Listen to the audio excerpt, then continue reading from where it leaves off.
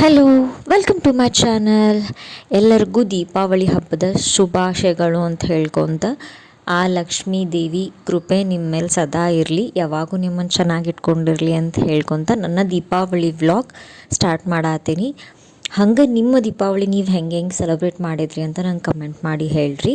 ಯಾರೆಲ್ಲ ಈ video first time ನೋಡಾತ್ತೀರಿ ಪ್ಲೀಸ್ ಲೈಕ್ ಮಾಡ್ಕೊಂಡು ನೋಡಿರಿ, ಸಬ್ಸ್ಕ್ರೈಬ್ ಮಾಡಿರಿ, ನಿಮ್ಮ ಫ್ಯಾಮಿಲಿ ಫ್ರೆಂಡ್ಸ್ಗೆಲ್ಲ ಶೇರ್ ಮಾಡ್ಕೋಬೋದು. ದೀಪಾವಳಿ ಅಂದ್ರೆ ದೀಪಗಳ ಹಬ್ಬ ಅಂತ ಹೇಳ್ಬೋದು. ಕತ್ಲನ್ನೆಲ್ಲ ಅಳಗಿಸಿ ಬೆಳಕನ್ನು ತರುವಂಥ ಹಬ್ಬ.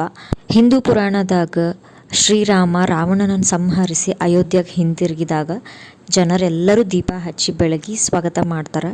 ಹಂಗೆ ಶ್ರೀಕೃಷ್ಣ ನರಕಾಸುರನನ್ನು ಸಂಹರಿಸಿದಾಗ ಆ ನೆನಪಿಗಾಗಿ ಎಲ್ಲರೂ ಪಟಾಕ್ಷಿ ಹಚ್ಚಿ ಸಂಭ್ರಮಿಸ್ತಾರೆ. ಇದು ಹಳೆದೆಲ್ಲ ನಡ್ಕೊಂಡು ಬಂದಿದ್ದು, ಈ ರೀತಿ ಸೆಲೆಬ್ರೇಟ್ ಮಾಡ್ತಿದ್ರು. ಆದರೆ ಈಗ ನಾವು ಹೊಸದಾಗಿ ಮನೆಯೆಲ್ಲ ದೀಪ ಹಚ್ತೀವಿ. ಆ ಕಾರಣನ ಇಟ್ಕೊಂಡು ದೀಪ ಹಚ್ತೀವಿ, ರಂಗೋಲಿ ಹಾಕ್ತೀವಿ, ಲಕ್ಷ್ಮೀ ಪೂಜೆ ಮಾಡ್ತೀವಿ, ದೀಪಾವಳಿ ಸೆಲೆಬ್ರೇಟ್ ಮಾಡ್ತೀವಿ. ಈ ರೀತಿ ಸೆಲೆಬ್ರೇಟ್ ನಾವು 5 ಡೇಸ್ ಮಾಡ್ತೀವಿ. 5 ದಿನ. 1ನೇ ದಿನಾನ ನೀರು ತುಂಬೋ ಹಬ್ಬ ಅಂತ ಮಾಡ್ತಾರೆ. ಅದಾದಮೇಲೆ ನರಕ ಚತುರ್ದಶಿ, ಆಮೇಲೆ ದೀಪಾವಳಿ ಅಮಾವಾಸ್ಯೆ, ಆಮೇಲೆ ಬಲಿಪಾಡ್ಯಮಿ. ಈಗ ನಾ ಏನು ವಿಡಿಯೋ ಒಳಗೆ ತೋರಿಸಾತೀನಿ ಅದಕ್ಕೆ ದಿಗುಟ್ಕಿ ಬೆಳಗುದು ಅಂತಾರೆ. ಇದನ್ನು ನರಕ ಚತುರ್ದಶಿ ದಿನಾನ ಮಾಡ್ತೀವಿ. ಅಂದ್ರೆ ಅಮಾವಾಸ್ಯೆ ಏನಿರುತ್ತಲ್ಲ ಅದ್ರ ಹಿಂದಿನ ದಿನಾನ ಮಾಡಬೇಕು. ಆ್ಯಕ್ಚುಲಿ ಈ ರೀತಿ ಅದಕ್ಕೆಲ್ಲ ಒಂದು ಕಾಟನ್ ಬಟ್ಟೆ ಸುತ್ಕೊಂಡು ಅದಕ್ಕೆ ಇದನ್ನು ಹಚ್ಕೊಂಡು ನೀವು ಯಾರ್ಯಾರು ಮಾಡ್ತಿರ್ತಾರೆ ಅವ್ರಿಗೆ ಗೊತ್ತಿರುತ್ತೆ ಯಾವ ರೀತಿ ಮಾಡ್ತೀರಿ.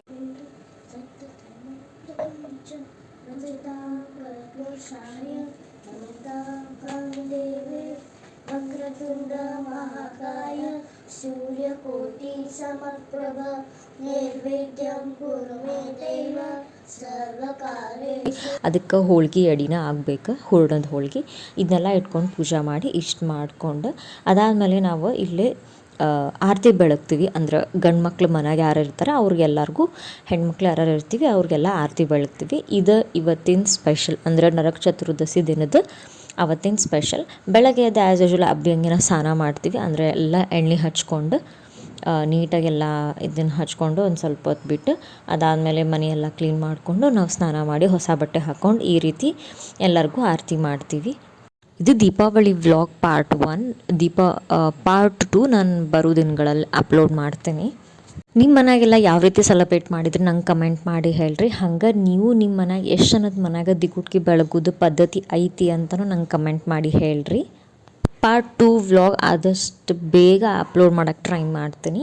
ಹಂಗೆ ನನ್ನ ವ್ಲಾಗ್ ಪೂರ್ತಿ ಕಂಪ್ಲೀಟಾಗಿ ನೋಡಿರಿ, ಇದೇ ರೀತಿ ಸಪೋರ್ಟ್ ಮಾಡಿರಿ ಅಂತ ಕೇಳ್ಕೊತೀನಿ.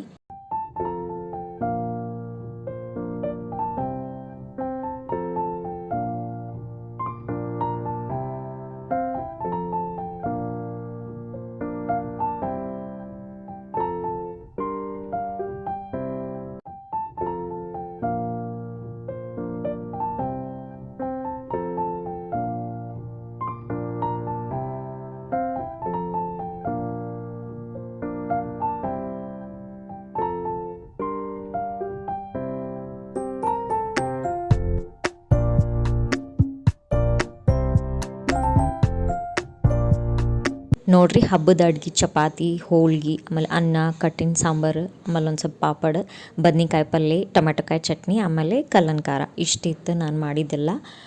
ನೀವೆಲ್ಲ ಏನೇನು ಮಾಡಿದ್ರಿ ಅಂತ ಕಮೆಂಟ್ ಮಾಡಿ ಹೇಳ್ರಿ. ಮತ್ತೊಮ್ಮೆ ಎಲ್ಲರಿಗೂ ದೀಪಾವಳಿ ಹಬ್ಬದ ಶುಭಾಶಯಗಳು. Thank you. See you in the next vlog.